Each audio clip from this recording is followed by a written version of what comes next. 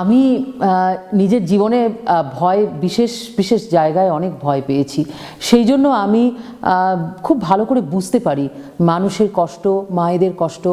আমি আজ বিগত 20 বছর ধরে বিভিন্ন জায়গায়, বিভিন্ন গ্রামে, বিভিন্ন শহরে মহিলারা যারা ভিক্টিমাইজড হয়েছেন, যারা রাস্তায় যাদেরকে ফেলে দেওয়া হয়েছে, বাড়ির লোকেরা ছেড়ে দিয়েছেন এবং প্রশাসনের তরফ থেকে তাদের জন্য কিছু করা হয়নি, তারা হোমলেস হয়ে গেছেন, অ্যাব্যান্ডনড হয়ে গেছেন, তাদের জন্য আমি তাদেরকে রাস্তায় গিয়ে রেস্কিউ করা, তাদেরকে শেল্টার তাদের জন্য তৈরি করে দেয়া, তাদের শেল্টার হোমে রাখা, তাদেরকে পুনর্বাস দেয়া, এই সমস্ত কাজগুলো আজ 20-25 বছর ধরে আমি করছি।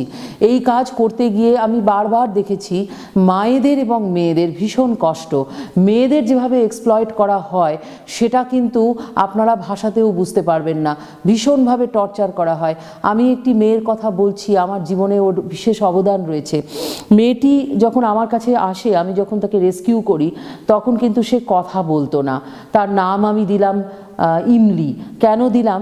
একটা তেঁতুলের মতো, মানে কখনো তার রাগ হয়, কখনো সে হেসে ওঠে, কখনো সে কেঁদে ওঠে, তার জন্য তাকে আমি ইমলি নাম দিলাম, কখনো খাট্টা কখনো মিঠা।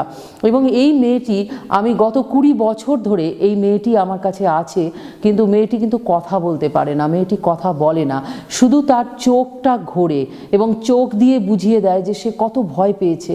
এবং ওর যে ভয়, ওর যে বেদনা, সেটা যদি আমি দেখি তাহলে কিন্তু আমি নিজেকে কন্ট্রোল করতে পারি না। সেই জন্য বারবার নিজের মধ্যে একটা তাগিদে আছে, আমাকে বারবার গ্রামে ফেরত যেতে হবে এবং মানুষের জন্য আমাকে উঠে দাঁড়াতে হবে।